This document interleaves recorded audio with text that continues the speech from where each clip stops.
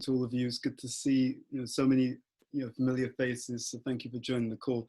So I think it's a devotee audience, which is great. What I'm going to do is I'll just say Mangalacharya, and then I've got some slides, but we'll take it in a much broader direction. We'll go a bit deeper.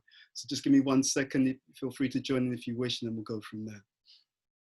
Omegyana Tamaranda Siya Gyananjana Shilakaya Chekshu Militam Yena Tasmai Shri Gurave Namaha.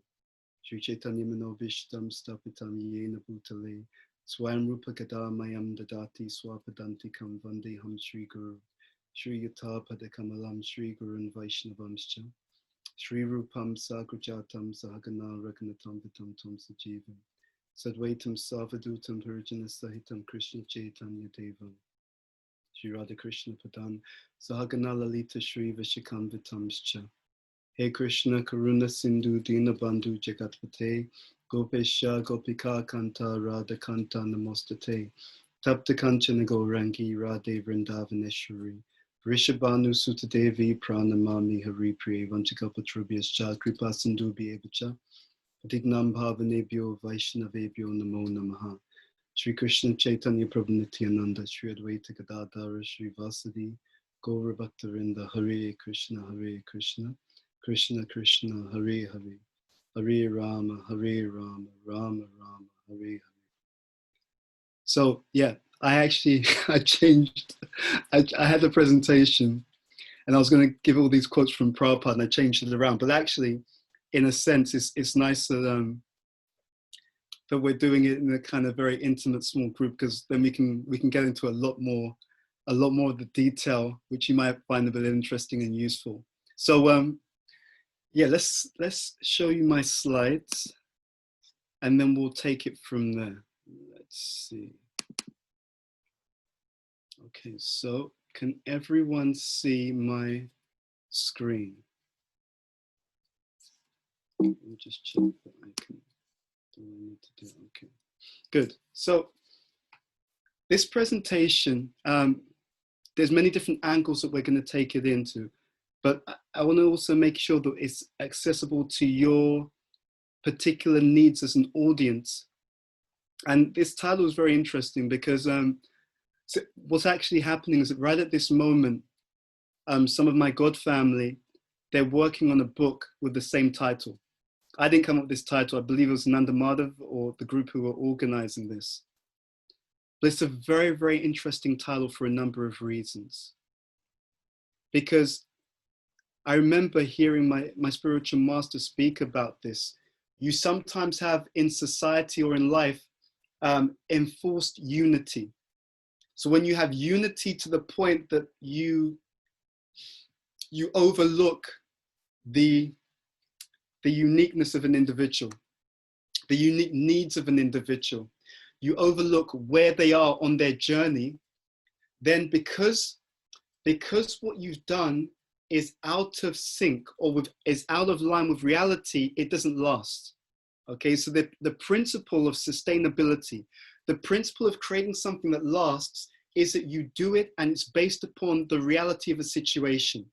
It's based upon the reality of the people that you're dealing with. It's based upon the reality of their needs at that given point in time. And when you live a life where you deal with the reality and you take care of the legitimate needs, things flow really well. I was thinking about what they do in marketing. Sometimes they create what they call a customer journey, okay? And I was transposing this onto what happens within spiritual communities. Some spiritual communities thrive. They really grow, they develop, they're dynamic. Some spiritual communities stagnate, right? They get stuck. Some spiritual communities actually start to implode or die. And I was trying to understand why. What sits beneath that? And when we talk about spiritual communities, the community is the collective representation of an individual. So just as you have communities that grow and develop, just as you have communities that stagnate, and just as you have communities that start to die, you also have that on the individual level.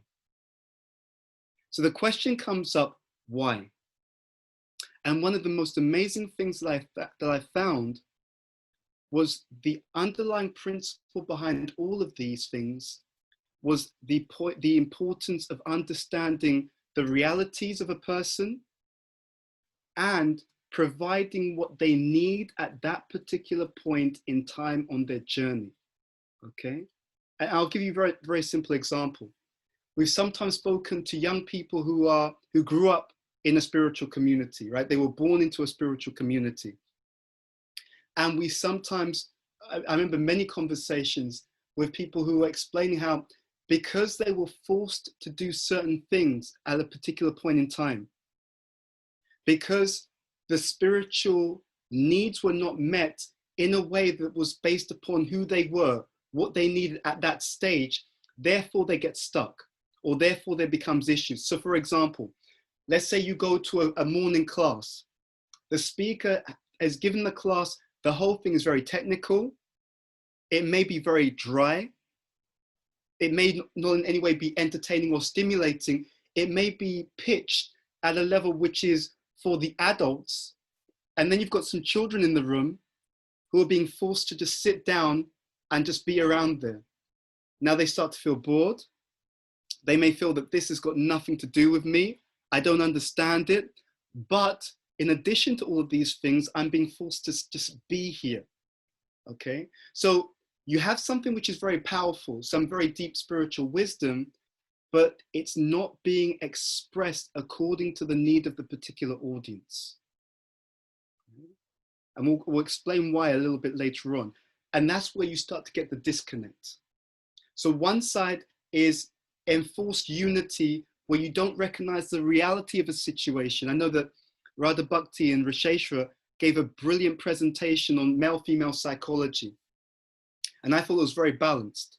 And what I liked about it most, to be honest, was it was very real. It was recognizing, but not just recognizing, appreciating the differences. And then saying, okay, so we can complement each other. We can come together with our strengths and together build something extremely powerful. So it all comes back to reality. What's the reality of the situation? And the way that we view reality is also based upon ego. It's so amazing how in the process of bhakti yoga, you tick many boxes at the same time, if it's done properly, if it's done deeply. And I'll explain what I mean by this. If I live a life where I truly recognize I'm not the center, that has huge implications. One implication is that if I'm not the center, then just because I want something to be a certain way, or I want to believe that a certain person, a certain group are a certain way, just because I want to believe it, it doesn't make it true. If I know that I'm not the center, then I approach everything with a very different orientation. I approach it with the orientation that I need to understand how this situation has been set in motion by some higher intelligence, right? So I start by understanding the reality that has been put in place by someone else, and then I negotiate with that reality that's not of my own creation, okay? So it's really about understanding reality, understanding what's going on, and then I move accordingly. And to the extent, and I made this mistake many times in my own life, to the extent that I'm in denial of reality, to the extent that I expect that some other situation, some other individual is just going to be the way that I want them to be, just because I think that that's how they should be, that's where the first issue comes up. Because that first issue is I'm out of touch with reality. And then by being out of touch with reality, I then deal with the reality in the wrong way. And because I deal with the reality in the wrong way, I get the outcomes that I do not want to get. You see? So it all starts with knowing what is the nature of something. And this is what we call Dharma. Dharma means the defining characteristic of anything, whether it's a person, a situation, whatever it is. What is the defining nature of it? How does it actually work? How has it been set in motion by a higher power, a higher intelligence? And then I can actually deal with reality. And I can deal not only with reality, I can deal with reality extremely effectively. Extremely effectively. Because we're devotees, I wanted to share something that I hadn't put in the slides. I was trying to boil all of this down. In life, what are we really looking at? If you could take it as a sutra, which means one statement, or in this case, one word that brings the whole thing down to the essence, the whole thing down to one essence. What you're looking at, the one word that you need to be successful in life is compatibility. Okay? I was going to do a slide called 5 types of compatibility. So what you're looking for, and we'll take this in descending order. The first one is our relationship with the Supreme. How does that work? What do I mean by that? It means that if I'm not the body, if I'm a spirit soul, then what is the compatible relationship with the fact that I'm actually spiritual in nature? Okay, so if I'm actually eternal, if I'm full of knowledge and full of ecstasy, if that's my eternal nature, if that's my eternal longing, the first compatibility is my relationship with Krishna. We call this bhakti yoga. The first thing to be conscious of is if I'm not the body, if I'm not material, if I'm spiritual, by definition, I should be doing something spiritual in life. That relationship is there. So the first one is between myself and the Supreme. Relationship number 2 supports relationship number 1. The second relationship is my relationship with Guru. Okay, so first is God, second is Guru. Now, what do I mean by compatibility with Guru? There's 2 dimensions here. One is purity, 2 is personality. So the idea here is you want someone who's very pure because you want to go to Krishna. They have a relationship with Krishna so they can help you. That's the first part of it. But the second part, and people often go for one but not the other, the second part is personality. Now, what does that mean? It means, yes, they're pure, but there's many pure people. Well, not that many, but there's a cohort of pure people. But the second point, personality, is they're pure in a way that you find inspiring. They're pure in a way that you understand. They present the teachings in a way that you find accessible so that you can actually take their guidance seriously and you can surrender. So first relationship is with God. Second relationship is with Guru. Okay, but there's 5 of these relationships. These are the first 2. Now, the reason why we go through these first 2 is because the other 3 are important in order to help us to consistently move with the first 2. Okay, and I wanted to give this order on purpose. So what happens is the following. I've done a study for the last 25 years to see why devotees struggle in Krishna consciousness. And what I saw uniformly across the board is one key dynamic, and that is that for most of us, we have a blind spot. The blind spot is that we come to spirituality, or we may have grown up in Krishna consciousness, and we come to a point we feel, yes, I want to move forward in this particular endeavor. And we have all of these ideals about spiritual life, about doing service, doing sadhana, all of these wonderful things. And it's all very wholesome. It's all very aspirational. But what Maya has done for so many of us is we don't notice the foundation that we're standing on. So what we're doing is we're looking at the goal. So God and Guru is above us, and we want to reach them. We want to reach the spiritual platform. But up until a certain stage in spiritual life, the context, how we live, the environment that we're surrounded by, the people that we're surrounded by, these have a huge impact upon how we are able to take that journey to God, journey to Krishna. So the first 2 relationships, the first 2 things you need compatibility around are, yes, if I'm not the body, if I'm the soul, I should be doing something spiritual. That's compatible. It's compatible with the nature of me as being a spiritual person. Second, to help me on that journey, I need a guide. That's Guru. Guru needs 2 things, purity and personality. Purity so that they are more elevated. Personality means that I can access the way that they present Krishna consciousness. And we all know that. We all know a whole range of different seniors, but some of them, the way they present the philosophy very much inspires you. Others, let's be honest, the way they present the philosophy, it may turn you off. You may actually think, you know what, that doesn't inspire me. The way that they gave that class, the way that they explained that point in the philosophy, I feel shut down. So God and Guru. Now there's 3 more areas, and this relates to this unity and diversity. Next one is career. Okay? It's a hidden, well, in some ways it's very obvious, but in some ways it is hidden.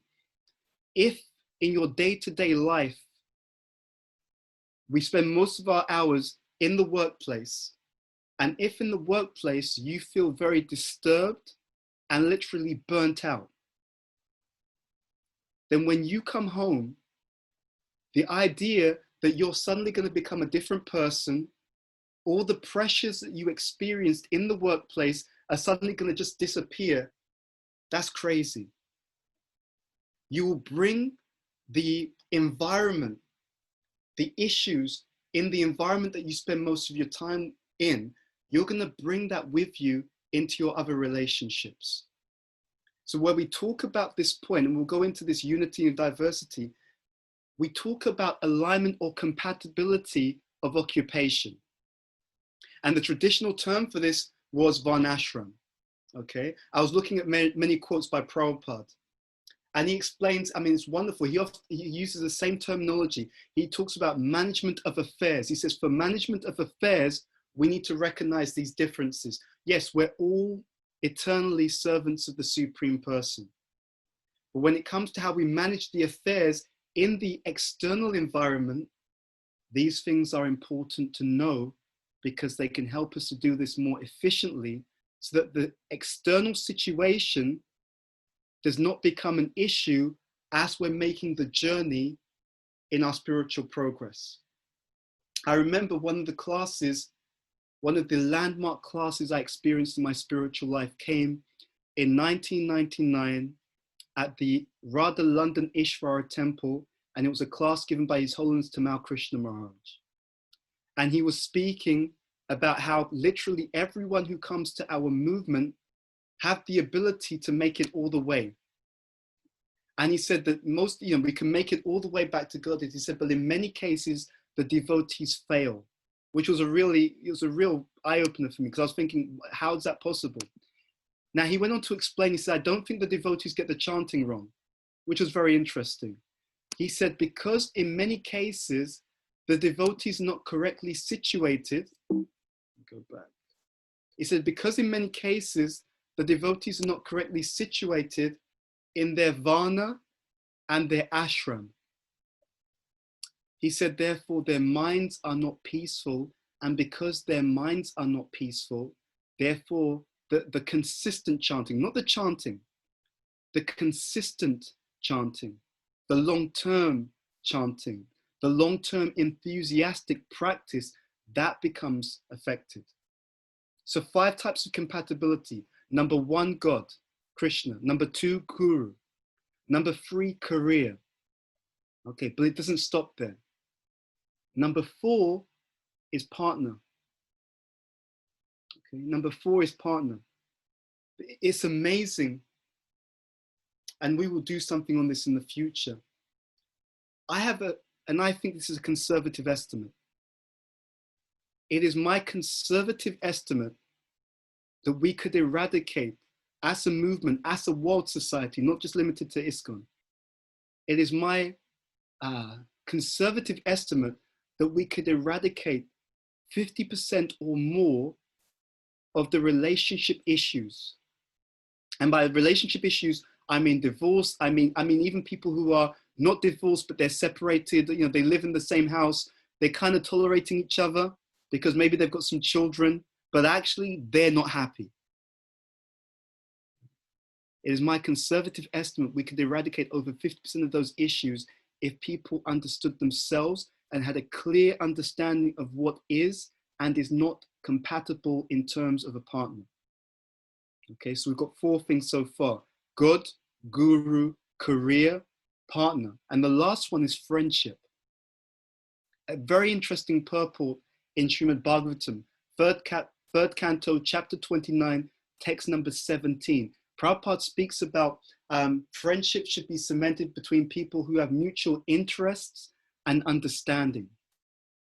He says such people are said to be swajati, which means like-minded.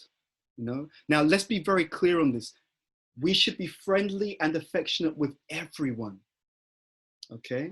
And I really emphasize that, with everyone across the board. We should be the well-wishers of everyone.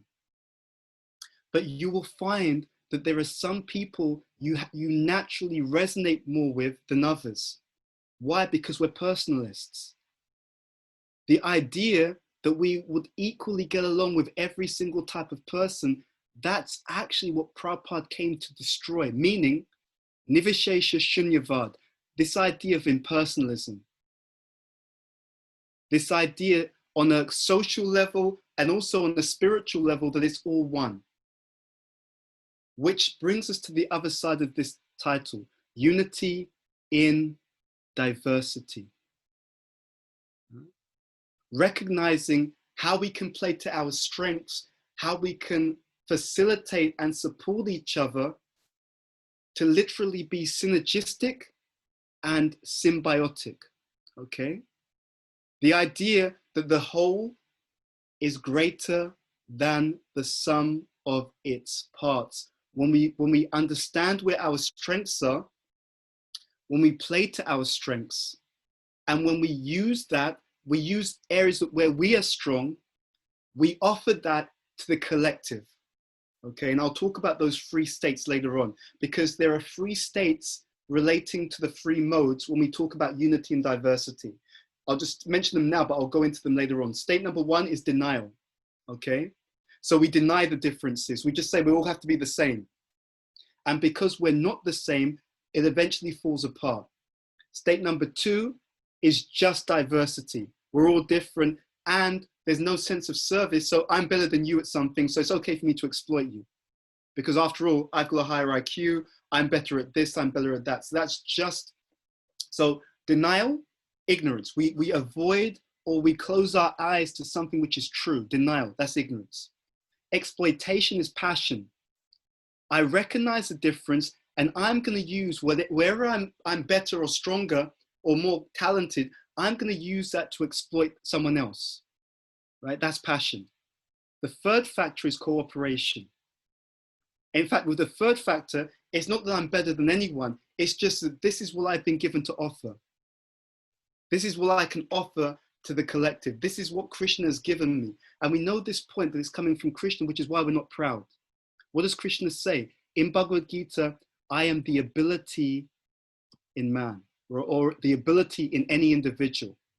So our gifts are God-given. And recognizing that and engaging that, we move forward. Let's take this discussion a step further by talking about this. The real inception. This is, when I was thinking about how to give this presentation, I was thinking about politics. Some of you will know this already, so if you do, forgive me. But, and I'm taking it especially because of what's happening in the US right now, the November 3rd elections, etc. Some of you on the call will already know that it is exceedingly easy for people to predict your voting behavior, okay? There's a model, a personality style model that was used by, and we'll just bring this slide up. It was used by this organization you may have heard of. And in the whole scandal that happened with Facebook, an organization was able to mine or actually gather data in terms of people's behaviors online. Not only were they able to gather data, but by gathering that data, they were able to read the personality style of the individuals. Okay, they used a model called the Ocean model. And it's a very famous model around personality traits. The Ocean model, O stands for openness, C stands for conscientiousness, E stands for extroversion, A stands for agreeableness, and N stands for neuroticism. So just by watching people's behavior online, they were able to correctly diagnose the personality style of the individuals that they were dealing with. And then those individuals will be sent different types of political advertising that was adjusted for their personality style. And I'll give a simple example. Neuroticism, for example, it indicates someone who is more prone to negative emotion, okay? Anxiety, depression, etc. So if I already have that information, this person is high in neuroticism, then, and I want them to vote in a particular way, then I put together different types of political advertising, and I will send specifically to that individual the advertising that really plays on their fears. Okay, if you don't vote this way, these are the negative things that are going to happen to you, that are going to happen to your family, that's going to happen to your job, etc., etc. Because I know you're highly neurotic, I know that if I frame my message in that way, it will push your buttons and you're more likely to vote in exactly the way that I would like you to vote. And this is actually what was done. So this point about inception is really the idea that many people think that we just make our own decisions independently. It's not quite that simple. It's not quite that simple. There are many agents who have done many, let's say, decades of study about human nature, human psychology, and they've done what? They've done this with it. They've taken it to this point around exploitation. And they've been able to take it to the point of exploitation, especially when we're dealing with people who do not know themselves. Before I became a devotee, I remember reading about ancient Greece and the different wisdom cultures at that time. And at that time, there was a famous statement. I believe it's Latin. And the statement is, Genofi Sultan.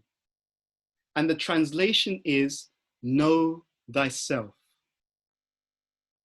The idea being that the more that you know yourself, and of course there are two levels for us. First level is that I'm a servant of Krishna. Jiva Rupaya Krishna Nitya Das. That's the most important level. And that's the level that Prabhupada first came and established. Yes, what is the most important thing? We're not the body at all. We are not the body at all. We're an eternal servant of Krishna, but it doesn't stop there. It doesn't stop there. And I challenge anyone, if you do a careful study of your communities, it's amazing. You will see that the issues and challenges people have, none of them are directly spiritual. Social issues, relationship issues, work and economic issues, right? You generally, I mean, you can correct me if I'm wrong, but generally there's no devotees who go around, it's just, I just can't contain the ecstasies at the Bhava platform, Prabhu. It's just too much of an issue. What should I do? It's just really making life hard for me. Yeah. See, generally we don't have that problem. I wish I had that problem, but we don't have that problem generally. The issues are all social. There's a Prabhupada disciple called Sureshwara Prabhu. He has a seminar, you can find this online, called Prabhupada, our founder Acharya. And what he's done is, and he has a timeline of this, because devotees often think that Prabhupada just said one thing about a particular topic. That's not true. Sometimes it's true, but there are many situations where Prabhupada changed his position over time. And in this seminar, he mentions at different points, so he has a timeline, at what point Prabhupada said different things about Varnashram. So when Prabhupada first came to the West, he said, you cannot institute this Varnashram, this Vedic social order in modern society. You can't do it. Now, what Sureshwara Prabhu points out is that over the 11 years that Prabhupada was setting up and establishing and spreading the mission of Lord Chaitanya, he saw that devotees were struggling to maintain their Krishna consciousness and to progress properly because the social situation was not sufficiently where it needed to be. And therefore, from coming to the West and saying you can't institute Varnashram, in 1977, when Prabhupada was leaving the planet, he made the point that you have to establish this Varnashram society. Now, of course, different people have different ways of understanding that. I want to get to the essence of it though. So the essence of Varnashram is that your social situation is favorable and sufficiently stable so you can make spiritual progress. That's the point, right? Your external situation is stable enough so that you can keep your eye on the prize and move forward towards Krishna. That's the essence of it all, right? So I'm not talking about, you know, some kind of external Vedic ritual. I'm talking about being well situated. And I think I mentioned this before, but you can read this, 8th Canto, Chapter 2, text number 30. In that purple, Prabhupada, he's writing about this point for exactly that reason, you know? So these are the three different states. We can be in denial of the differences. And let's be honest, sometimes that happens with good reason. Sometimes people have latched onto differences and they've used it to mistreat people. So there are some people who are very thoughtful and they say, okay, this crowd, if we talk about the reality that there are differences, it will be exploited. It will be used to kind of lord it over other people. Therefore, some people have deliberately played that down. Okay, so it's not completely to knock it, but at the same time, it leads to other issues, right? So I remember when I was from about 13, I used to read loads of stuff about self-help, self-development. And there was always this idea that you can be anything. You can do anything. You can, you know, anyone, if, you know, whatever you want to be. But it didn't really understand that we are hardwired in certain ways. We can play to our strengths. And that has a two-dimensional effect. I'll explain what I mean by that. When we play to our strengths, the first dimension is that you're more productive in that particular area. Okay, so I know, for example, Radha Bhakti is great at leadership. I've known Radha Bhakti, I can't remember how many years, but I've seen her organize, lead people, care for people, you know, direct people, whatever it is. And it comes somewhat naturally. It's a raw talent, right? It's not, and this is where the modern society goes wrong. The modern narrative in education is it's just skills and knowledge. The Vedic system says something different. The Vedic system says there are 3 ingredients to high performance, consistently high performance. Yes, skills are important. Yes, knowledge is important. But the third factor, the invisible factor, is mentality. Okay? The third factor is mentality. Because if you have a certain mentality, and I'll explain how this works a bit later on, when you have a certain mentality and you engage in skills and knowledge related to that certain mentality, you can go from good to great very quickly. In other words, you have a certain talent, a certain natural talent, and then you invest in that particular natural talent that you have, and it can easily and quickly become world class. Very quickly, very easily become world class. And this happens naturally to some extent. Every single one of us on this call, we see the world through the lens of our personality. Prabhupada states this directly. Atmavan manyate jagat. He says everyone sees the world from their own perspective. When I first started to study the different understanding about varnas, about people's nature, I put it to the test. So what I did is I just started to watch the devotees. I started to explore how the devotees interacted with each other. And it was 100% according to scripture. And I'll give you some example. So some friends of mine fell out and they were in a relationship, had certain personalities, characteristics. Now she had a very kind of strong leadership nature, very upright, very moral.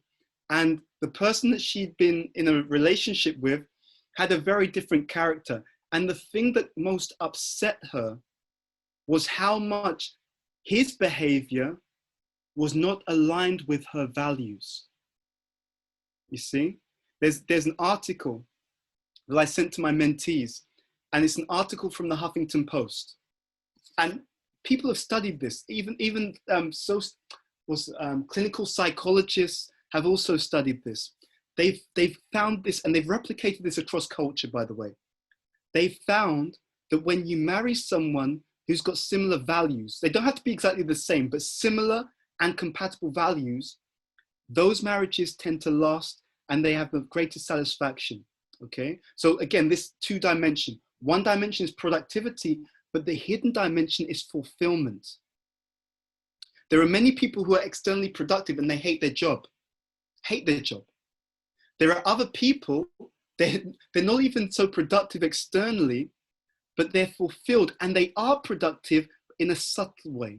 Meaning that depending on what you're doing, let's say you're a teacher, your productivity isn't external, but your productivity is through the behavior and the growth of the people that you're teaching. You see the point? So there's a different metric that's used to define productivity according to what you're actually doing. Yeah. Anyway, this Huffington Post article, and I can send it to anyone who'd like to check this out. They studied couples who had been married for a long period of time, I'm talking 40, 50 years, and independently, so both the husband, wife, partner, independently had indicated that they're happily married. So length of years and their own self-analysis of whether they felt satisfied in the relationship. And they started to study across different metrics to see what was common across all of these couples who have been together for a long period of time and have themselves claimed that they are actually happily married. And it was exactly this particular point. But where the couple had similar values, compatible values, those marriages tended to be more resilient. They tended to have a greater sense of friendship. They tended to, and we say this a lot in our movement, get each other. Why? Because the values are compatible. So with this understanding, I started to see that the way that our spiritual culture works is incredible. Because when Krishna does something, he uses what we could call a Brahminical method. Okay? A Brahminical method means something which is simultaneously simple yet sophisticated. And I'll give you some examples. So if you look around your room, you'll see various colors. Okay? But we know that there's only 3 primary colors: red, blue, yellow. All the other colors on the spectrum are simply combinations of these basic elements. Okay, so simple at heart, only 3 basic colors, but from that you can get incredible variety. Another example, in Ayurveda, we recognize there are 3 doshas, 3 energies: Kapha, Pitta, Vata. But all of the different physical bodies in the world are combinations, some combination of these 3 doshas. We also know that every aspect of the material creation is just some combination of 3 modes of material nature, right? So we know the mode of goodness, mode of passion, mode of ignorance. So he uses this model, a few basic building blocks, and from there, you just create all the variety, all the sophistication by combining the basic elements in various different ways. So in the same way, the Vedic system or the Vedic principles, the idea is that you live a life in such a way that you tick many boxes at the same time. Okay? So for example, if you know who you are in terms of, I'm a spirit soul, so I'm meant to serve the Supreme Lord, but I've got this kind of nature in this world, then you just align the way that you live, where possible, to your nature, so that it makes these things flow more easily, so that your mind, your focus can really tune in to the primary, right? By the primary, what do I mean? Nava Anga Bhakti, hearing, chanting, remembering, etc. You often see people in our communities, they're struggling materially, right? Now think about that. You're not sure how you're going to pay the bills. You're not sure if the place that you're living in, you're going to be evicted. You hate your job. And because it's not aligned with your nature, you struggle to do it. Now everything becomes a lot harder. And when you go home, you know what you want to do? You don't want to spend time with your wife and family. When you go home, you just need to decompress, right? Because you're so disturbed by what happened throughout the entire day, throughout the entire week, that you just need some headspace. You see? And this is where the material energy, this is where Maya often picks us off. This is what I mean by the blind spot. We forget about the lifestyle. Yes, I'm going to be Krishna conscious, but if you lock yourself in to incompatible lifestyle, it then makes it difficult to focus on the primary. You see? I had a conversation with one young man, great potential, really nice guy, devotee. And he was going to go into a job in finance where he'd be working 6 days a week, and he'd be working long hours. And he said to me, yes, but I'd love to do loads of service. And I was thinking, dude, really? You're going to be working 6 days a week. You'll be working from 7 a.m. in the morning in this big, it was one of the top investment banks. You'll be working from 7 a.m. in the morning, sometimes till midnight. Exactly how are you going to fit time in for sadhana? What to speak of a wife and family? You know? So what was happening in his mind, he had taken Prabhupada's statement out of context, because Prabhupada does say, in many cases, just add Krishna. So he thought, yes, I can do whatever I want materially or externally, and I'll just add Krishna. But when you go deeper into it, it doesn't work quite that way. He misunderstood the point. So what Maya is doing for many devotees in many communities is she gets people into difficulty because the blind spot of the social dynamics is not properly understood, is not properly appreciated, and that becomes the issue. That becomes the issue. Yes, at a certain stage, no matter what you do, if you're on the level of Chandramuli Maharaj, if you're on the level of Prabhupada, if you're on the level of many of these exalted personalities, you'll be absorbed wherever you go. But there's a journey to get to that level. There's a journey. And this is why we need to understand the team model. Okay? So in this model, what we want to do is give a few clues about each of the 4 personality styles. And then we'll open up for questions as well. So in our team model, so T stands for teacher, E stands for entrepreneur, A stands for artist or artisan, and then M stands for manager or monarch. And these are just a different way of framing the same 4, personality styles, which have been understood for thousands of years in our tradition. And I'll just share with you something that's really exciting. Modern sociologists, modern researchers, they did a study a few years ago with a sample of over 1 million people. And by doing that study, they came to the conclusion that there are 4 basic personality types in society. Okay? This is done independently of devotees. Secular studies have found that there are 4, and they did this through big data. They took huge amounts of data and they clustered those data according to the answers together, and they found that there were basically 4 personality types. And guess what? Those 4 personality types that they found directly correspond to the 4 Varnas. Directly. So the first one is T for teacher. T also stands for theorist. It can stand for thought leader. So this particular personality style, they tend to be very studious. They love, you often find these people, they love to have their head in a book. They love to read, but they're reading for the sake of learning knowledge. They like to also be reflective. Some of you on this call, I'm going to be very honest. Some of you on this call, you may know people who are like that. They love to be introspective. They're just, they want to take time away and think and explore and reflect on stuff. They're your natural thinkers in society. They have a natural skill for organizing knowledge. They have the ability to organize things which are of a more subtle nature. Okay, organizing knowledge. And this is really important, when you look at this model and you think about career, what you're really trying to tune into, and this is really crucial, you're trying to tune into the main activity within a particular job role. Okay, so I've given some examples here, teachers, scientists, researchers, but it's even more specific. It's what are the main activities that this person or that this role entails. And you want the activity to connect with the talent. Okay, so why teachers, scientists, researchers? Because in all of these areas, there's a study of knowledge, a study of information with a view to trying to understand and discover the truth, and to share that truth, to express that truth, that understanding with others.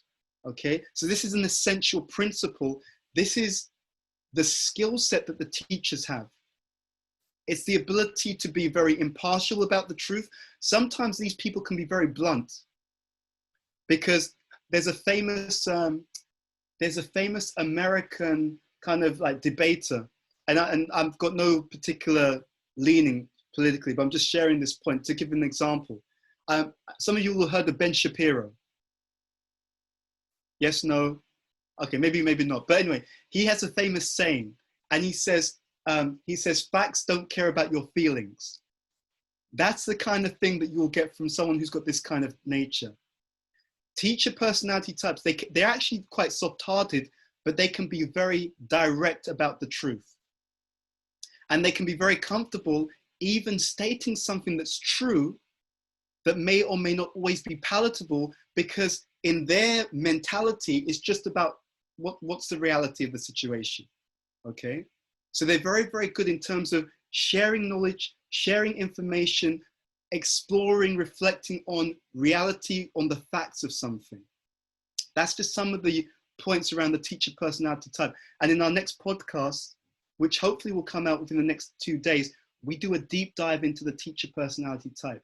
By the way, there are different statements given about the balance. So in Chanakya, he says that this particular personality type is 1 in 1,000. Okay, Prabhupada, I heard this in a class by Shiva Ramaraj, Prabhupada said 1%. So you do have more than one answer in terms of that. But the key point is that these particular personalities, this particular personality style is the psychological minority. Okay, so really a very tiny minority. If you're in a room of 100 people, one of them will be a teacher. The others will be different personality styles. Let's move on. Then you've got the entrepreneur personality style. So in the podcast we're about to release, we studied this personality style in many, over many dimensions, and looked at the statements in scripture. So now there's a big industry. People want to do these classes on how to be a millionaire, how to have, a millionaire mindset to start your own business. But literally none of the courses understand how this works. The natural gift of the entrepreneur is the ability to do what I call context shifting, or as it says in this first point, reframing value. So I'll explain how this works. Let's say I've got this, right? Let's say that you have this mentality of an entrepreneur, you're a natural business person. You go to India and you buy a mobile phone. You pick up this mobile phone in India, but if you've got a natural entrepreneur personality type, the gift that you have, and this is something from birth, and I'll give you a few examples that I know and people that I've known in my life.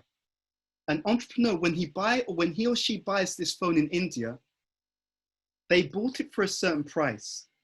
The way that their mind works, they can very easily and very quickly look at this phone, and they can immediately understand in which environment this same phone that I paid, 100 rupees for, they can quickly understand in which context or in which environment would this particular object be perceived to be more valuable.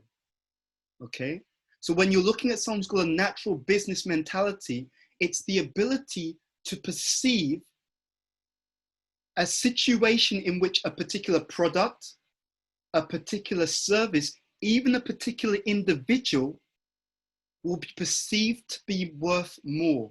And that's how they make their money. So I go to some country, I pick up something there, and I look and I think, wow, hold on, they're selling this product in this country for £5, whatever.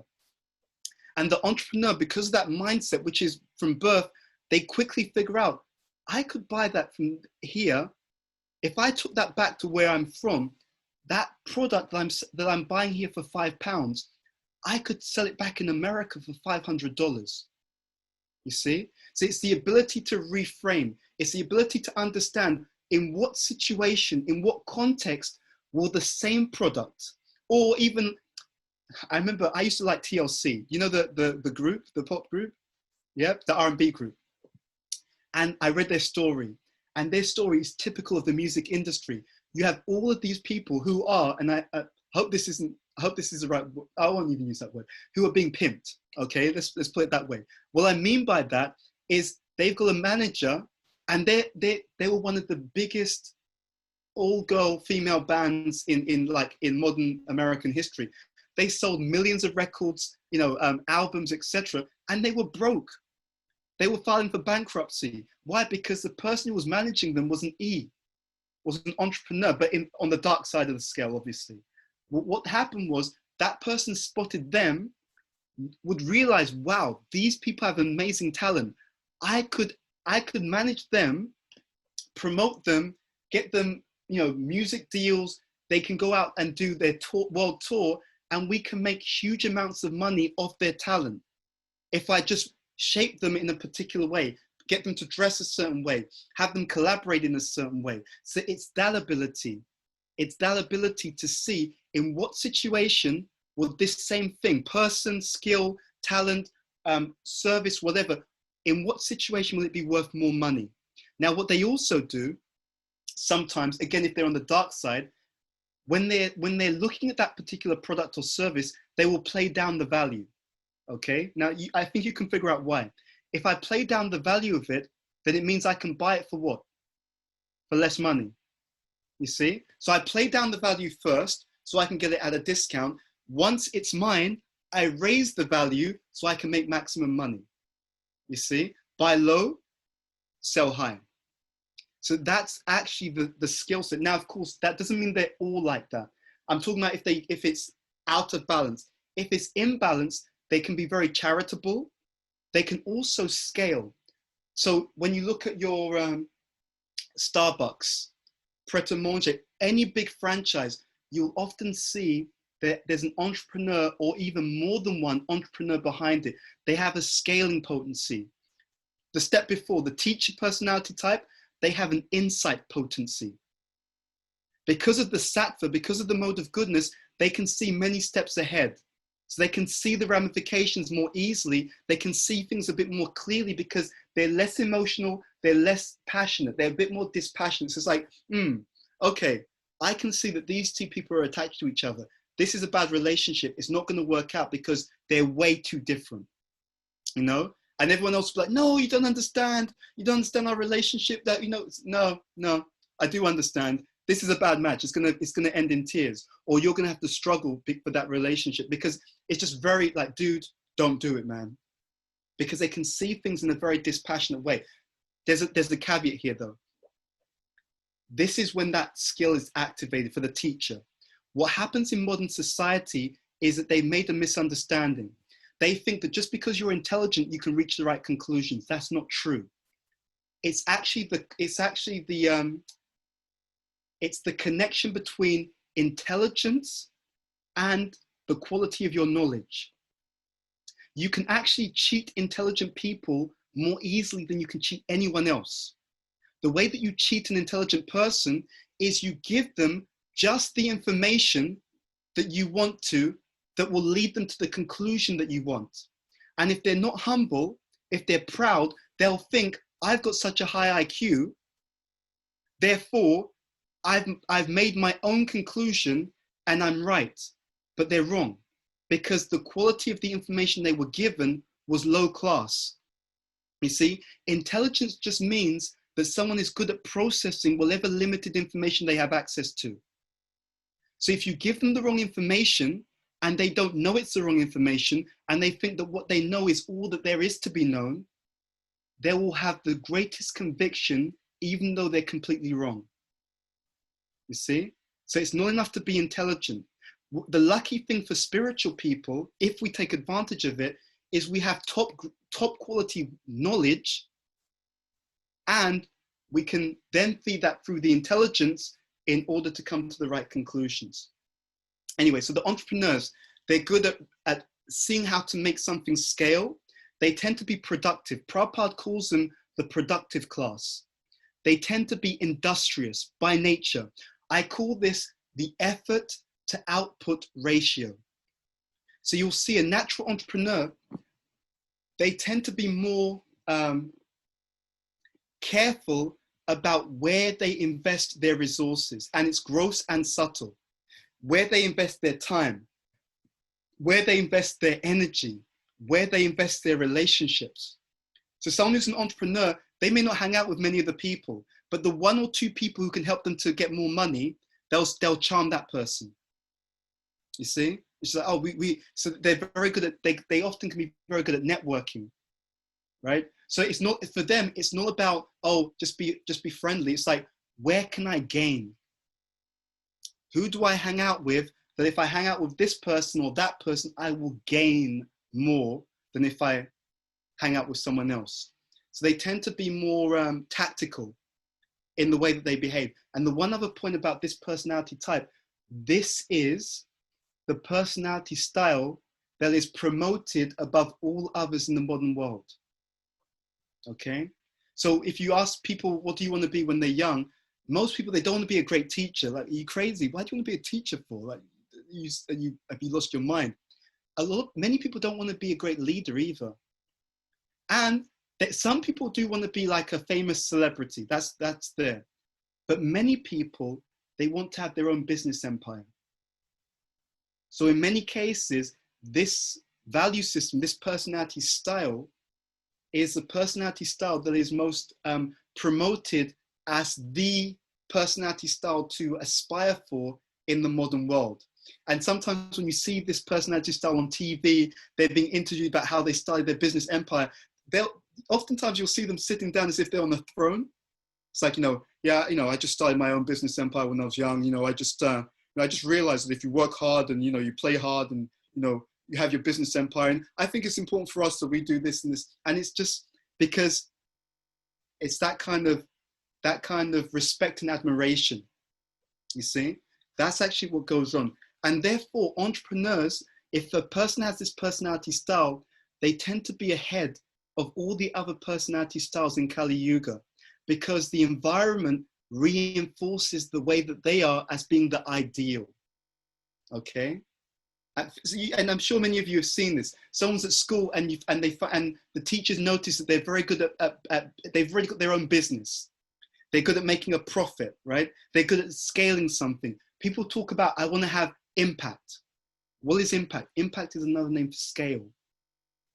It means that you affect a large number of people, right? So this is actually, and therefore these people are very good at marketing, very good at business, but they will scale the business. They will have that potency to see, how do I create a system that replicates?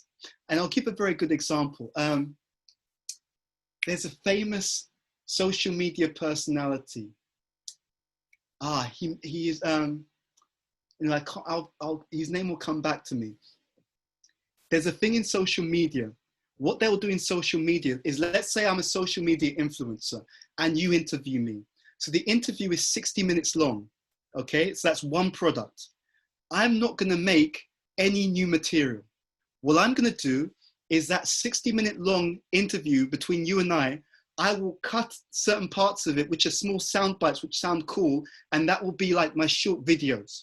I will transcribe it and I will make an article, just a transcription of some of the things that we said.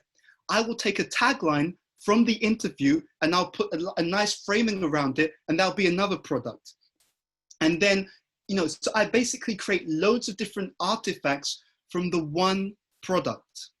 You see how it works? It's the idea of scaling. I do it once and I just chop it up in different ways so that I just work hard once. And then I've got, from that one product, I've got 60 different items that I can put out, 60 different pieces of material. So that when I'm putting it out on social media, the algorithm says, wow, Ed Anoba, he's constantly putting out new, fresh content. It's not new, fresh content. It's one interview. But I've scaled it. And this is how a person with this mentality, they have a natural gift in this particular area. Okay, let's go on to the artist. So the artist or artisan personality style, they have a natural ability, and it's very specific. Their ability is actually the ability to express emotions artistically, okay? It's the emotional expression artistically. They may be great singers, they may be great songwriters, great dancers. These people also, there's even an artist, there's even an artistic capability, even in being a model, a supermodel. They can be very strong entertainers, right? So that side is very, very strong. In terms of leading, they're more comfortable in being supportive. If they're not in that field of artistic expression, creating arts and crafts, having more of a supportive role, not having the responsibility of having to take on the leadership mantle. Now you're held accountable. If it doesn't go well, we're coming after you. They're much more comfortable taking on that supportive dynamic, you know? And for them, two things are really important. One is security, which is why they like taking that supportive role, because now I'm going to be facilitated by someone else. The leader is facilitating me, so it gives security. The second aspect, which relates to the artistic expression, is self-expression. So that's why if you were told, anyone who knows this teaching, if you told them before any social media came up, if someone said, I've got an idea, we can create something called social media and people can just express themselves online and their views, then anyone who knows about this personality type would say that's a guaranteed success. Because what you've just done is you created a platform whereby anyone can express themselves, and it doesn't matter who you are, it all has equal weight. You don't have to be an expert. You don't have to be an authority. You don't have to know anything. You can just say what you feel, you know? The other point about the artistic personality style is more than the others, they're also more interested in fame. They have more of an interest in fame in that particular sense as well. So that's the third one. Let's go to this last one. The last one is the manager or the monarch. It's interesting, in the Bhagavad Gita, in the conversation between Krishna and Arjuna, one of the things that comes up when Krishna is trying to encourage Arjuna to fight, one of his arguments, he says, if you leave the battlefield, they will think that you've run away. The opposing army will think that you've run away. And he says, for a Kshatriya, dishonor is worse than death. So you'll tend to find, and I've seen this again and again, cross cultures, cross age ranges, cross nationalities, the Kshatriyas, the monarch personality type, they're more sensitive about their respect, right? And you may hear them say stuff like, no, that person, the way they spoke to me was so disrespectful, you know, and they really, it's like, you know, they can go to war over disrespect, you know, so they're very sensitive about that. Everyone's sensitive, but more so, okay? Now, they're very much interested in bringing others together. In the writings of Bhaktivinoda Thakur, very, very interesting. I think it's in the Chaitanya Shikshamrita. He says that this personality type have a dynamic power. They have a dynamic ability. So your natural monarchs, they tend to be dynamic. They tend to be the person who can get stuff done, make it happen, dynamic, organized, you know, and they can organize people. And they're very good with people, but it's also interesting because they're built to lead. They're built to bring people together, built to lead community. You find that with their personality style, all the other three varnas can relate to them. And I'll explain how this works. Because they're protective, the artists can relate to them because they make the artist feel secure, right? You know, I can trust these people, they're upright, law and order. If I'm being bullied, they'll be like, hey, you can't, leave her alone. I have an aunt. I have an auntie called Helena. So her husband was in the Ghanaian military, right? And it's a great match because he's like this, military-minded, strong, upright, and she's the same. So I remembered many years ago, I was in Ghana visiting, and she was driving me around in her Jeep, right? And we were driving down the road, and there was an English lady, obviously from another country. She was walking down the road, and there was some other person trying to harass her and get her to buy something. And my aunt, she's driving down the road, but she stops the car and just shouts out the window to the guy, leave her alone, you know, like that. and that's an interesting quality. The monarch personality styles, they're much more comfortable compared to everyone else in having a conflict. Because they're very, like, they're like, look, I'm just going to tell you straight. I don't like the way you behave. You know, they and it's their idea of being, quote unquote, I'm just being honest. You understand what I'm talking about? Because that's their default. I'm just going to tell you the facts. I don't like that. And they're built, because of the way that their nature is, they're built for maintaining law and order. So they're very sensitive to injustice. You'll often find those who lead social activism are monarch personality styles, right? They're very much into, we're going to make society a better place. We're going to protect people. So the artists respect them because they feel secure. The teachers respect them because both the teachers and the monks, they tend to be quite moral in that sense. There's more of an emphasis on morality. And at the same time, the entrepreneurs respect them because, like the entrepreneurs, they can get stuff done. They can achieve, they can move things, they can get stuff, they can get outcomes achieved. So therefore, the entrepreneur personality types who are also able to get stuff done, but more with resources, they also respect the monarch as well. And so these guys are built to actually bring the different areas of society together, actually, you know? Okay, so there, and I talked about the values in terms of law and order. Okay, so this is, and we'll stop in a moment, just have time for questions. The last thing I'll point out here is that the idea here is that they all work together. The idea here is that if we work together, then we have that synergy, because everyone has their own skill set that they can bring to society. But I'll share one other point. And this is a technical point, but I think it's good for you guys to know. The last point, then I'll open up for questions, is that, see, there's a statement in the Shastra, Kalo Shudra Sambhava. In Kali Yuga, everyone is Shudra or less. Now, it's been misunderstood. A careful study of the scripture, you will find that the word Shudra is used in 3 different ways. Actually, at least 3, if not 4. So first of all, Shudra means there's Shudra from the economic perspective. In Vedic society, if you worked for someone else, in other words, if you were employed by someone else, meaning that you're economically dependent upon another person, then from the economic point of view, you're a Shudra from that point. That's one way of looking at it. A second definition in the Shastra is if one's parents did not do what we call Garbhadan Samskar, did not do a certain rite before the child, or to bring the child into the world, then from the procreation point of view, that's another way in which a person is considered a Shudra, because the parents did not do Garbhadan. That's the second way. The third way is where one has the actual nature of a laborer. Okay, so that's the third way. And then the fourth, which is a subtle thing, but I'll just bring this up now. The word Shudra means literally one who laments. So if someone, for whatever reason, due to lifestyle and so on, if they're too much in a sense of anxiety, then it brings more of that lamentation side of things. So this statement, Kalo Shudra Sambhava, it can relate to different dimensions. It doesn't mean that everyone has the same personality type. It's talking about the fact that in Kali Yuga, there's an economic dependence for the majority of people. There's a sense in which no one does Garbhadam Samskar, and there's a sense in which, because of lifestyle, people generally, and this is where we see this in terms of mental health challenges, there's more sense of mental disturbance and lamentation. So that's what it means. It doesn't mean that everyone has the same personality type. Okay, so that's just one point there.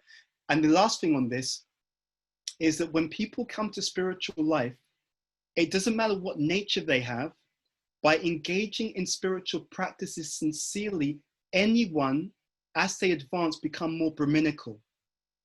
There's a difference between being a Brahmana and being Brahminical. You can have Brahminical Vaishyas, you can have Brahminical Shudras, you can have Brahminical Kshatriyas, and you can have people who are Brahmanas, okay? So what I mean by that is very simple. If someone engages in spiritual life deeply and consistently, they get more of the quality of the mode of goodness. And therefore, independently of what their nature is, you'll still find they tend to be still more thoughtful. They tend to be a little bit more philosophical, but it's a complement to the way that they were born, you see? Now, a very interesting example of this in the Mahabharata.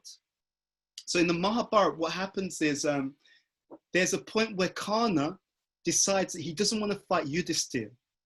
And the explanation that's given is when Karna perceived Yudhisthira, he thought this person's qualities are so refined, he can't be a Kshatriya.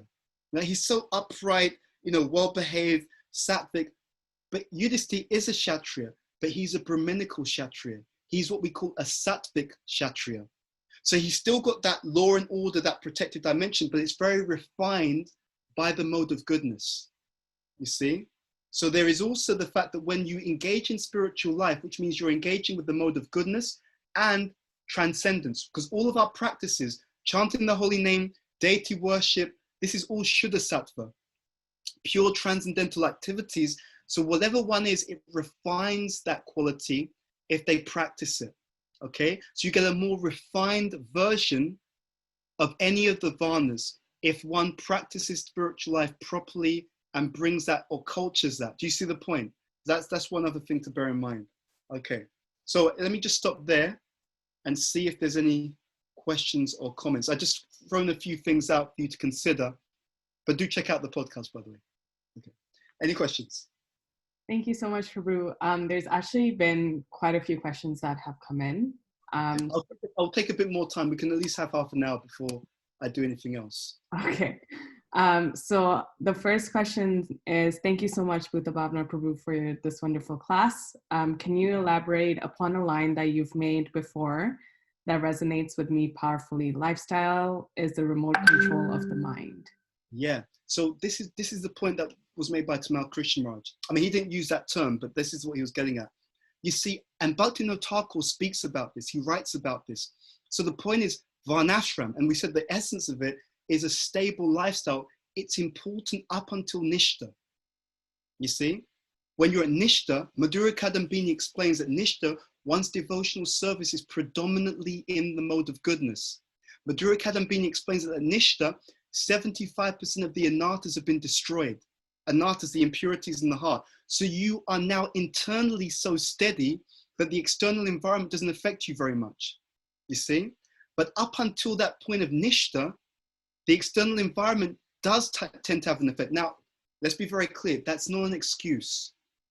It's not, oh, we know, I didn't practice, but it's because the environment was difficult. No, we should do the best we can in every situation. It's not an excuse, not at all. So that's a completely separate thing. But we know that the environment can affect us, and we know this. When you're really ill, how excited are you about chanting your rounds, right? If your marriage is falling apart, how enthusiastic are you about going out and serving and telling everyone, yeah, Krishna consciousness is wonderful? You see?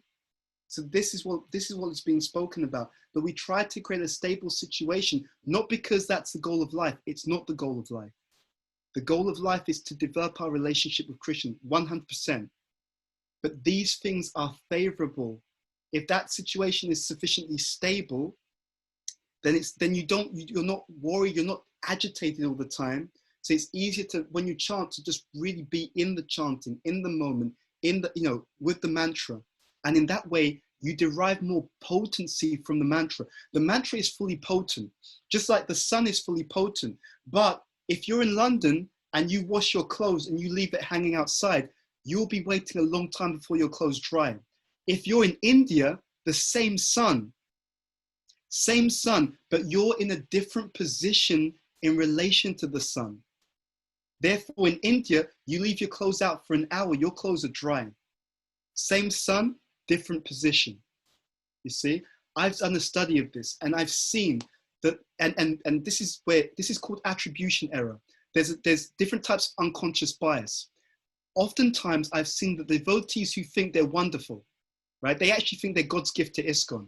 And they'll talk about how wonderful they're doing, how well they're doing. And I'm realizing you're just well situated. You're well situated. That's why you're doing well. And the other people who are struggling, if they were as well situated as you are, they would actually be doing better than you are. You know? So it's not just, oh, yes, because I try so hard. I try harder than everyone else. No. Your current behavior there's a formula for this. Your current behavior is actually your lifestyle plus your nature. You see? And we know this intuitively.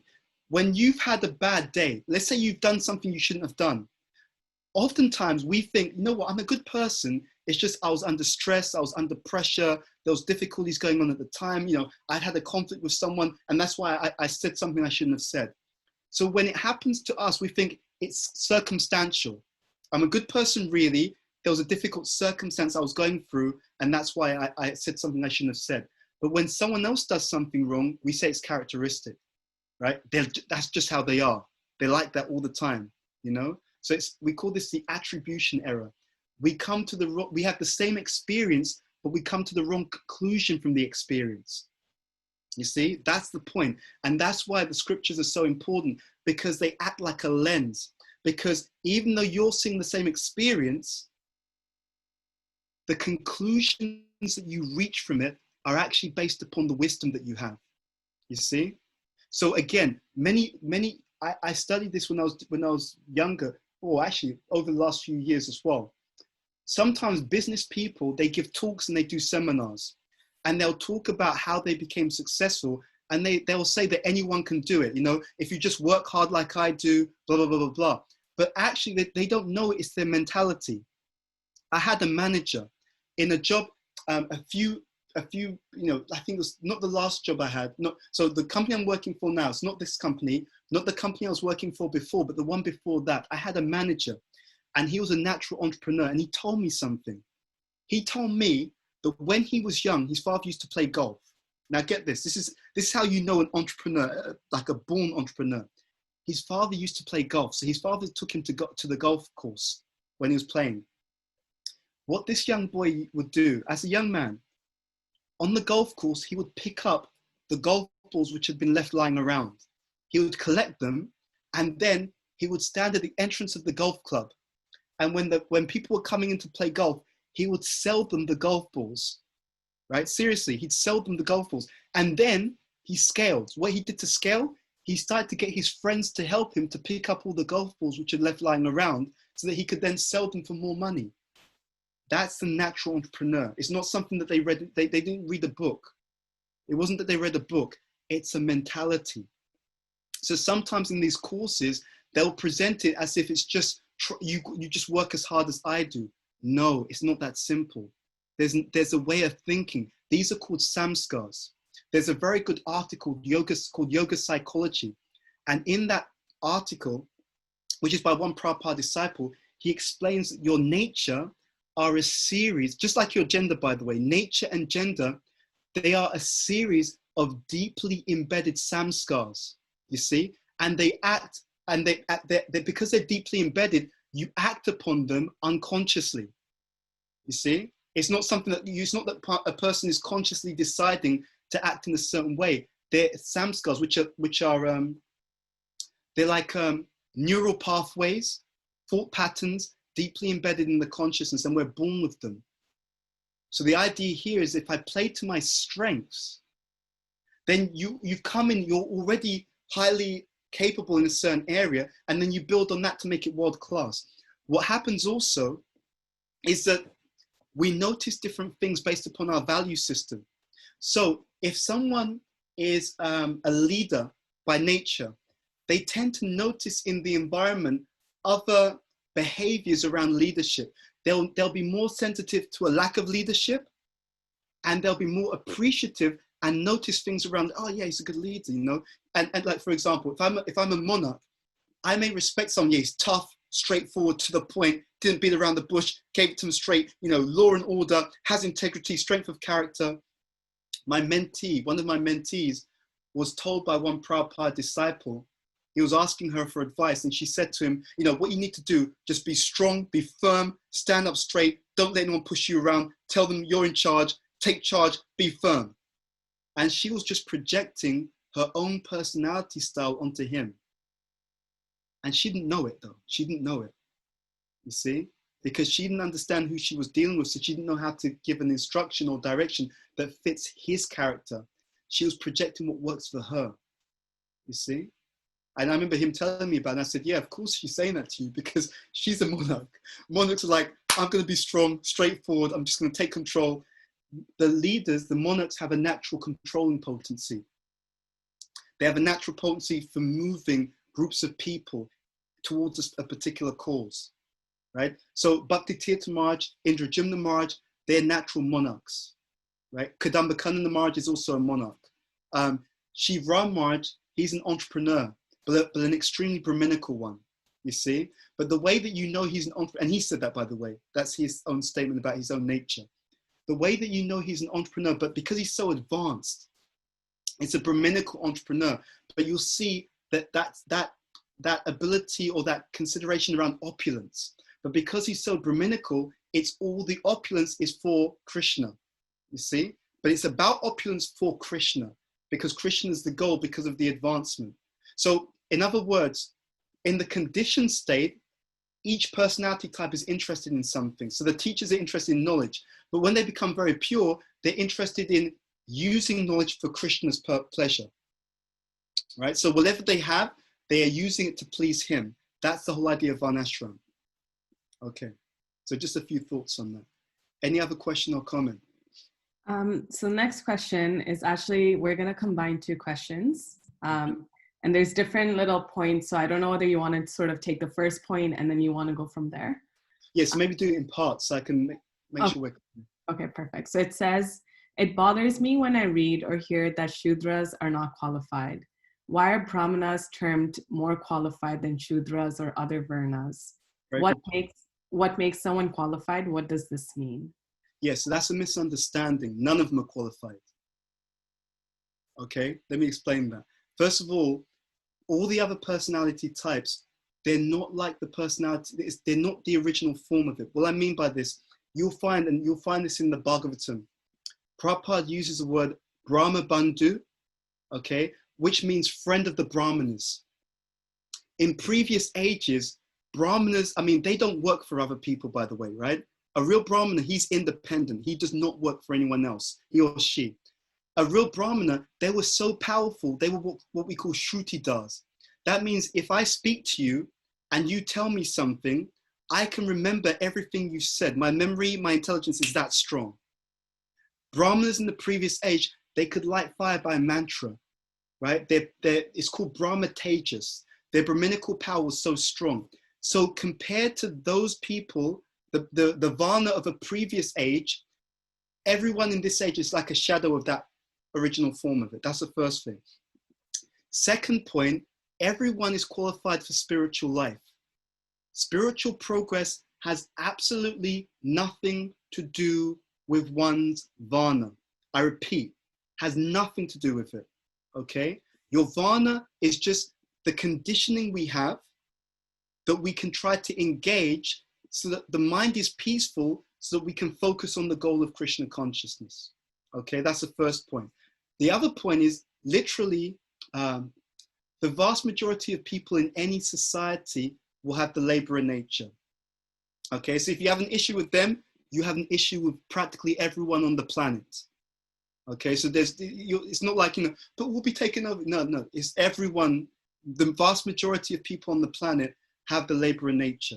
So it's not a question of being an inferior person, not at all. And this is actually explained, this is the purport of the story of the Brahmana and the cobbler. So you had the so-called Brahmana, very proud, Narada Muni comes and Narada Muni is going to see the Lord, and the Brahmana says to him, when you see the Lord, please ask him when I will come back to him. The cobbler asks a similar question. And when Narada Muni sees the Lord says, tell the cobbler, you will come back in this lifetime. But he says, tell the Brahmana that you will not come back for many lifetimes. And the Lord told Narada Muni, if the Brahmana asks you what I was doing, tell him I was threading, I think it's like an elephant or a camel through the eye of a needle. So Narada Muni firstly he tells the cobbler, my Lord said, you'll come back very soon. And the cobbler completely accepts it. And cobbler means Shudra, by the way, right? And the cobbler says, by the way, what was my Lord doing? And Narada Muni said, yeah, he was threading a camel or an elephant through the eye of a needle. And the cobbler was like, oh, amazing. My Lord is so powerful, he can do anything, because he had real faith. Real faith. when Narada Muni saw the Brahmana asked the same question, he said, "You won't come for many lifetimes." And the Brahmana's like, "Hold on, whoa, like you're talking about me, right? So I'm a Brahmin. What do you, what do you mean?" And Narada Muni said, "He told me to tell you, you will not come back for many lifetimes." And the Brahmana thought that Narada Muni, he's lying. He doesn't understand who I am, right? Doesn't understand my Brahminical position. So the Brahmana asked him, he was suspicious, so let me just test him. So when you saw the Lord, what was he doing? Narada Muni told him he's threading an animal through the eye of a needle. And the Brahmana said, "You're lying. You obviously don't know what you're talking about. That's ridiculous," because he didn't have faith. Okay? So it's really important to understand it's not a question of qualification or disqualification. Everyone is qualified materially, meaning everyone has a natural gift for some type of work over others. Now, this is also really important. So I'm glad you asked the question. Any person can do anything. Okay? Let me repeat that. Anyone can do any kind of work. Okay? But if you align by your talents, you'll get further on that journey. It'll be easier for you. You'll be more productive. You'll be more engaged. You'll feel more fulfilled in that particular task. So someone says, "I just want to be a millionaire. I want to act like the business class." You can try, but even if you do it, it will take you many, many times more work, more time, more effort to try, and you'll probably get a fraction of the result because you're having to stretch yourself a lot more because that's not natural to you. So you can do it.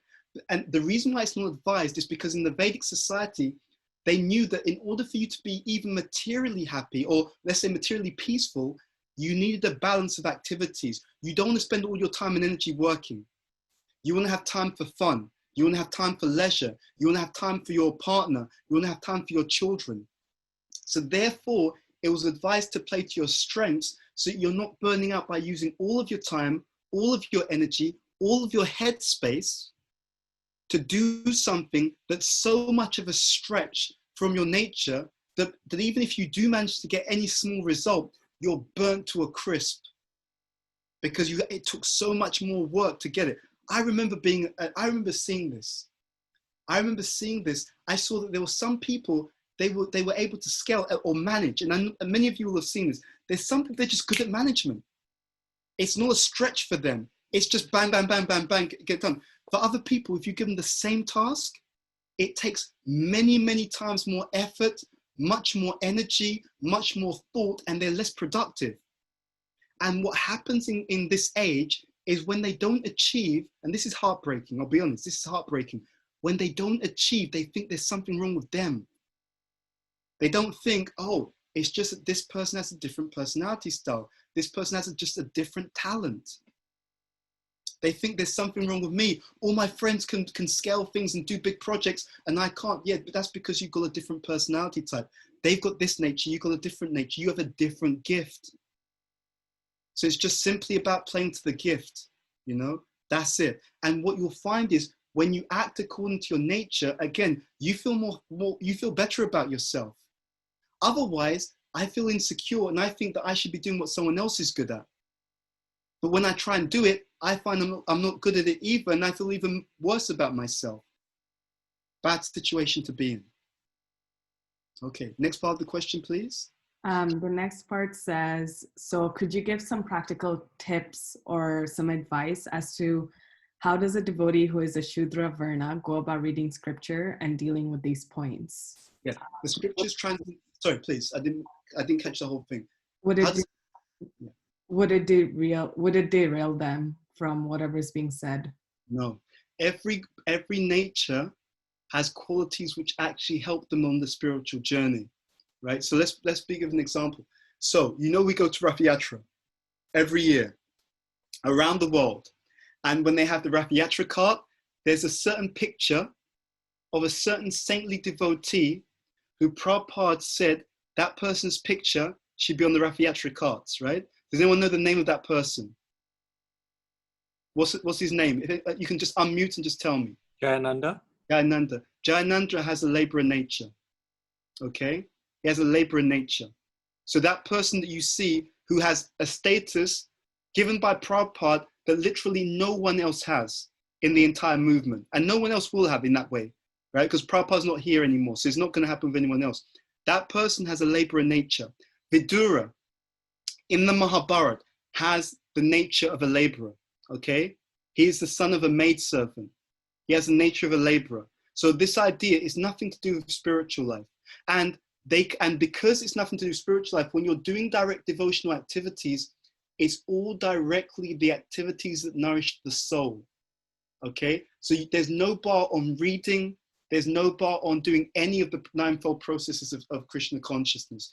What I've seen, at least in the UK, and I know what, there's one lady, I mean, she's just one of the most wonderful, enchanting, like amazing devotees I've known in my entire life, right? And everyone loves her, everyone, right?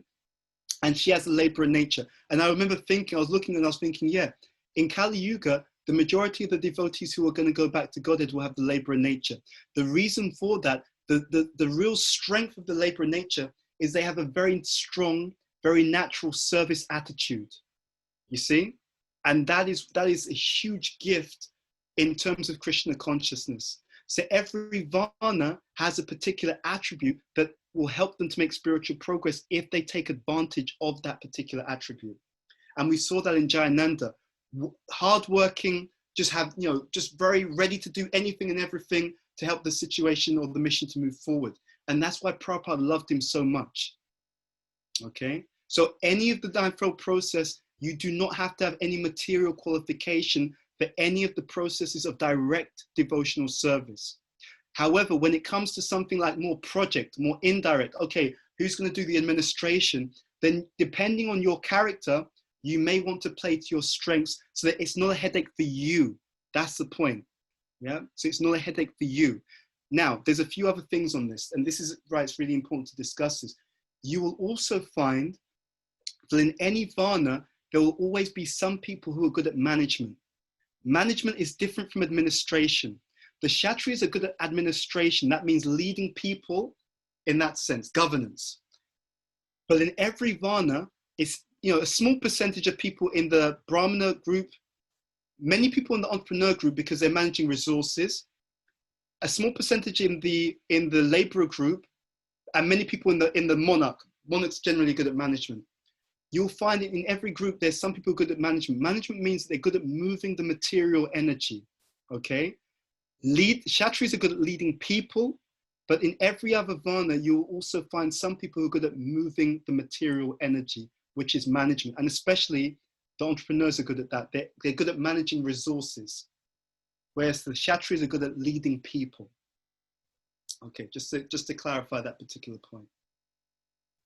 Awesome. Thank you, Prabhu. There's the second question combined with this one is, why Shudras categorized in the mode of ignorance? Why can't you naturally have expressive or service-minded people in the mode of goodness? Yeah, so that's a very good misconception that people have. So when it talks about the different Varnas and the different modes, it talks about the conditioning that tends to lend itself to certain types of activity. It does not mean the consciousness, okay? So again, the examples that we gave, Jayananda, Prabhupada said he went back to Godhead. Do you think that someone in the mode of ignorance goes back to Godhead? Vidura is an eternal associate of the Lord, an eternal associate. So this is why it's good to make this distinction. So, because Kshatriyas are in the mixed modes of passion and goodness, therefore it relates to the kind of duties that they have, not necessarily the consciousness that they have. You see? So when we talk about passion, we talk about a tendency to do something that's a little bit more active, getting stuff done, moving, you see? When we talk about ignorance, it's not ignorance in a negative way. All the modes are necessary, all the modes are useful. When you cook, when you chop a potato, when you mash a potato, you're using the mode of ignorance. You're destroying the potato, literally. When you go to sleep, you're using the mode of ignorance, because if you don't use the mode of ignorance to just become inert and sleep, you'll go crazy. You'll become dysfunctional because you're not getting any rest. So it speaks about it in that sense, okay? In that sense. It's not that, therefore, they're lower by consciousness distinctly. Anyone in any Varna, by the spiritual process, can become a pure devotee. And that is what we practically see. And therefore, if you see carefully, Prabhupada does not make any distinction on varnas in terms of what we call adhikar, or qualification for material advancement. The modes refer to different types of activity that we find more comfortable. And I'll explain this in another way. So we talk about the brahmanas and the mode of goodness. So what does that mean? It means this. So there was this misconception, it's still there in this yatra. And one devotee, he's trying to get everyone just to go around doing lots of management and managing big projects. And I was thinking, this is completely a waste of time. There's no point getting a brahmana to do management for no reason. Why? Because the mode of goodness, it lends itself to thinking.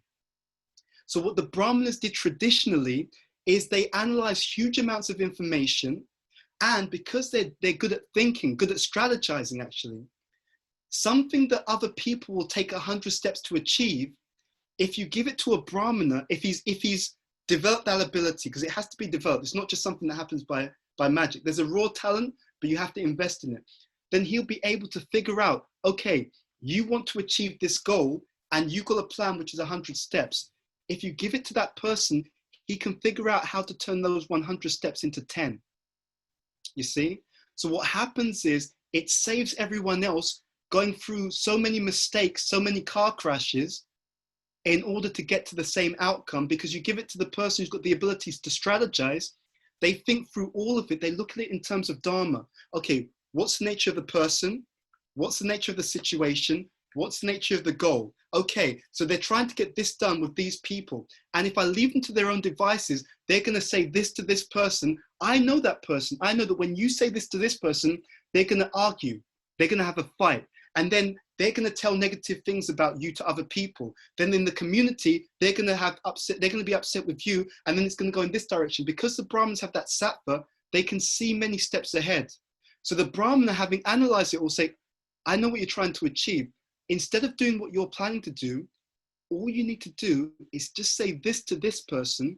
Don't say that to them. Wait till that happens and then say this to that person, and you'll achieve the same goal in a quarter of the time. You see, it's that ability to figure out, how do I get there efficiently without causing unnecessary difficulties in my own life? It's just the same thing in terms of marriage. The Brahmana will figure out your nature. If he's trained or she's trained, they'll figure out who you're thinking to associate with, and they'll work out, okay, yeah, actually that can work. Otherwise, you just marry someone and then you find out later on that it's a bad marriage, and then you'll spend 100 times more, you'll spend hours going to marriage counseling, you'll spend thousands of pounds or dollars paying for that marriage counseling. Your kids are going to see mum and dad argue, and mum and dad, they'll pick up, mum and dad don't even like being around each other. And all of that could have been avoided if someone was able to actually just look and think, yeah, according to scripture, you're like this and they're like that. Yeah, scripture says this and this. So scripture says that if you interact with this person in this way, this is what's likely to go well, and this is what's likely to go wrong. They'll do the entire calculation for you. You see? So that's their job. But that requires sattva, because it requires time to study. It's not an opinion. It's actually, they're going to learn all the scriptures. They're going to learn what it says about all these things. Then they're going to look at you. Then they're going to reflect upon your situation. They're going to reflect upon the situation that other people are in. They're going to do the entire calculation. And then they're going to give you the outcome of their calculation. So it's like a form of intervention. If you intervene on the level of knowledge, it's more effective than having to intervene later on when the problem has become much bigger. You see? So this is how the whole thing works. Okay. Thank you so much, Prabhu. The next question says, I have to be honest, I get a little anxious when you brought up the personality test. Yes. Because I can never tell what kind of a person I am from these tests. I always feel like I have a little bit of everything in me. What to do if we find traits in all 4 areas of the team framework? How do I know if what I'm doing is a result of my spiritual nature or an influence from Maya? Absolutely. Well, first of all, it doesn't have to be an influence from Maya. If you do anything and it's done with devotional purpose, you always gain benefit. So from the spiritual point of view, you don't even need to worry about that, okay? That's the first thing. Second, you can also try different things, but It depends on who you're around, and also your level of knowledge and your level of sattva. What actually happens is this: the more we come into the mode of goodness, the easier it is to see ourselves and see everyone else. Right? It becomes, to be honest, it becomes extraordinarily easy. Right? So it happens naturally as a side effect of the devotional process, that as we purify our consciousness, everything becomes clearer. But even before that stage, anything you're engaging in Krishna's service will benefit you. Now, there's a middle ground. The middle ground is you try to see, where are my natural talents? But the middle ground also means you go out to people who know you. Because usually other people can see us more objectively than we can see ourselves, right? I had this experience in my life many, many times. And I'll ask people, what do you think I'm good at? And they'll just tell you, yeah, BBD, I think you're good at this. BBD, maybe let go of the management a bit. Just maybe let someone else do the management. But, you know, give a class, absolutely, you know? So as long as you're around people who are honest with you and who've observed you, and especially people who love you. People who love you, Krishna will often use those people because they can see certain things, okay? So it's not actually that difficult. And in Kali Yuga, it is mixed, but there's a myth here. The myth is that it's equally mixed. It's not equally mixed, although it is mixed, okay? That's the point. There's usually one of those styles which are predominant, okay? The reason why it becomes more difficult, and I'm going to do something on this in the future, is because and I'm not saying that you're like this, but I'm just making a general point. When my self-esteem isn't so strong, I may gravitate in my community towards a particular activity that gets a round of applause or gets a recognition, right? So we see this sometimes in our movement, in our communities. They're just not good at leadership. They cannot lead to save their life, but they want to hold on to that position. And everyone else is like, dude, you need to step down, please. I'll pay you, step down. This person's a natural leader. Let's train them up to do it. But the person just doesn't want to let go.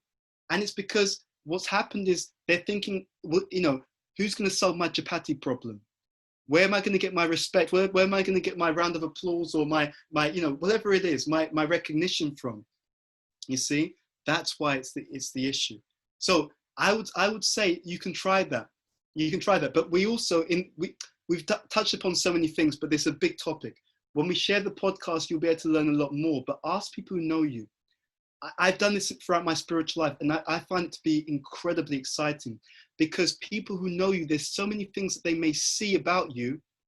As long as you're open and honest and you're ready to hear it, they can tell you so many things about yourself that you often won't see.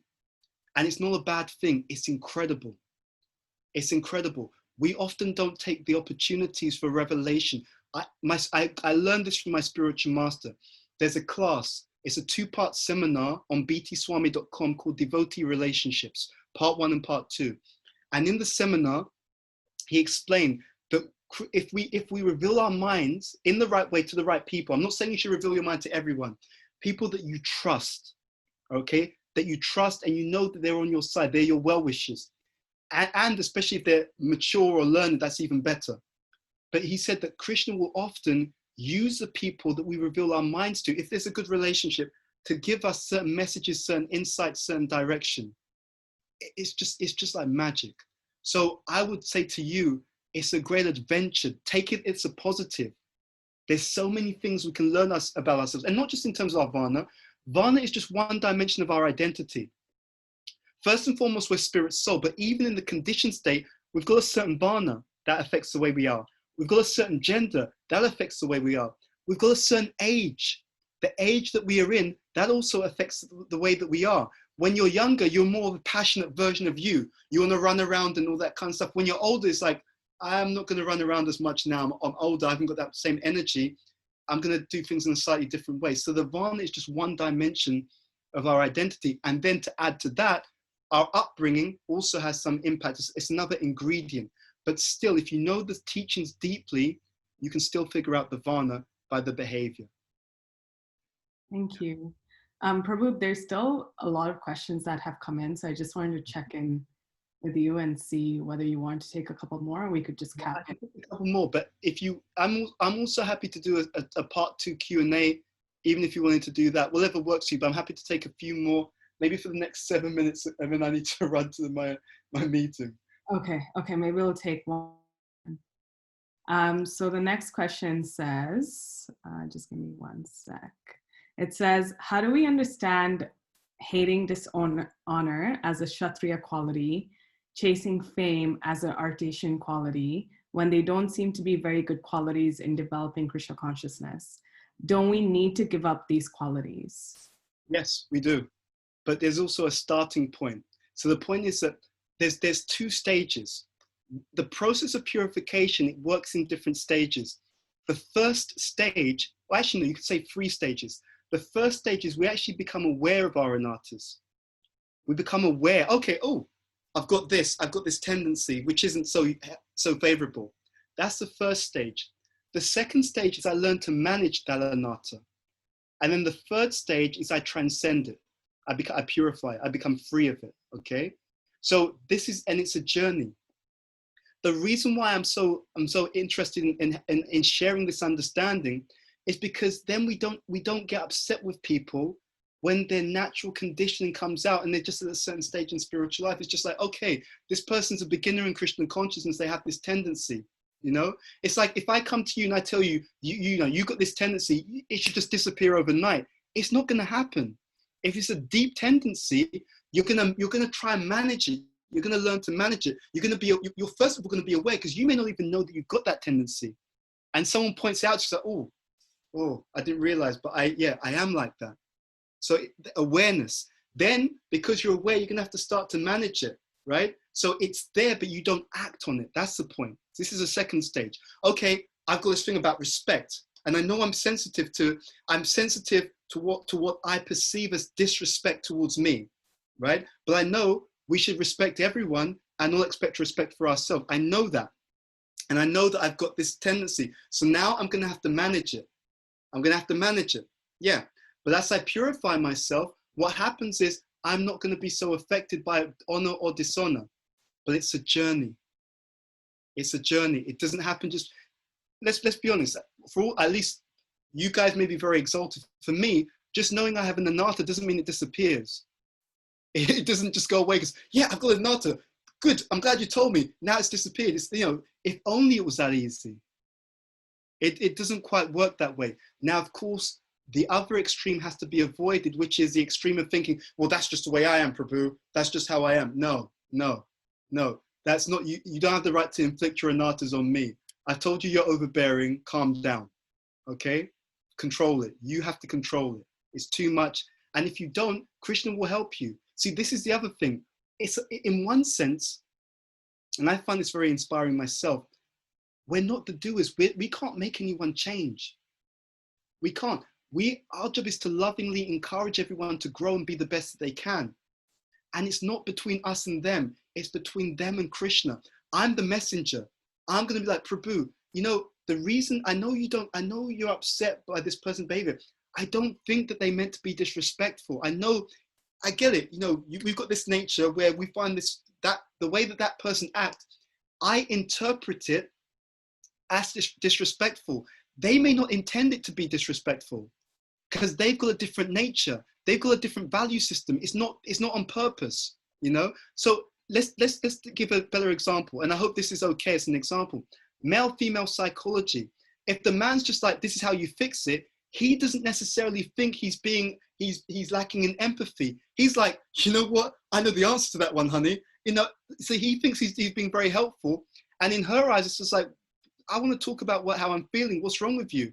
But he doesn't mean to be lacking in compassion or empathy. This is his idea of doing doing the best thing. So there's something that's lost in interpretation because we come from different angles.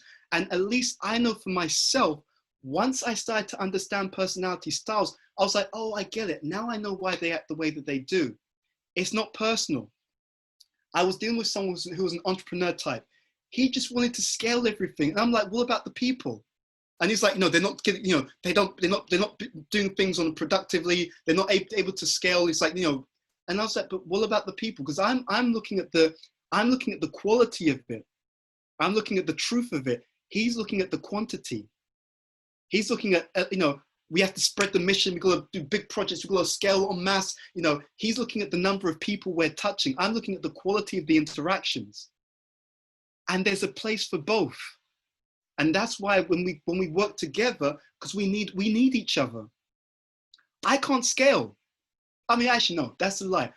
Because I've been around people like that, I know the science of that, but that's not my strong point. I know how to get it done in terms of giving some guidance on it, but I can't execute that, okay? And then the other person has a strength in another area. So what happens if we start to work together? If we start to work together, then it's dangerous. Then we can really do some incredible things, But that happens if we really understand and we start to appreciate what people bring to the table rather than getting upset because this person's not like me. Why? No, I manage, I get things done. Why can't they? Yeah, because they're not you. And what you don't understand is when they're trying to manage, they're working 5 times as hard as you are, and they're getting a fifth of the outcome. And they're like, I just need a break. I need something to drink. I need something, because it's a stretch for them. But for you, it comes much more naturally. So that's the whole point. That's how it really works. I'm not sure if I answered the question, because I think I did ramble a little bit. So forgive me. Well, I think you did. On that note, we just wanted to thank you once again, Bhuta Bhavana Prabhu, for taking so much of your time to speak with us today. I know you have to run. So before, yeah. So just wanted to again remind everyone. So Bhuta Bhavana Prabhu is on Instagram. He posts all his upcoming seminars and everything are posted on there. He's on the Spotify podcast. Is it on all platforms, Prabhu? Yes. So actually, just a favor on that. So if especially the Apple podcast platform, and the link to that is in my Instagram, if you could leave a review, because the algorithm then actually pushes it more. And the next recording that we have coming out will be a deep dive into the entrepreneur personality type and the teacher personality type. We just touched upon it today. We're going to give you a lot more information about that. And the more you understand the symptoms of each personality type, the easier it is to understand your own style and also to understand the style of other people. You know where they're strong and where they may not be as strong in that particular sense as well. So please do check it out. Leave a review, pass it on to your friends, family, networks. Yeah. Perfect. Thank you for that, Prabhu. And he's also on SoundCloud as well, as Bhuta Bhavana does. The podcast is on Apple, SoundCloud, Google, Spotify. It's on almost all platforms. There you go. The other thing, I can tell, if I were to tell you all the things I got from the seminar, I would have like an entire 3-4 pages of notes. So thank you so much, Prabhu, once again. For everyone else, we have put myself and Malvika's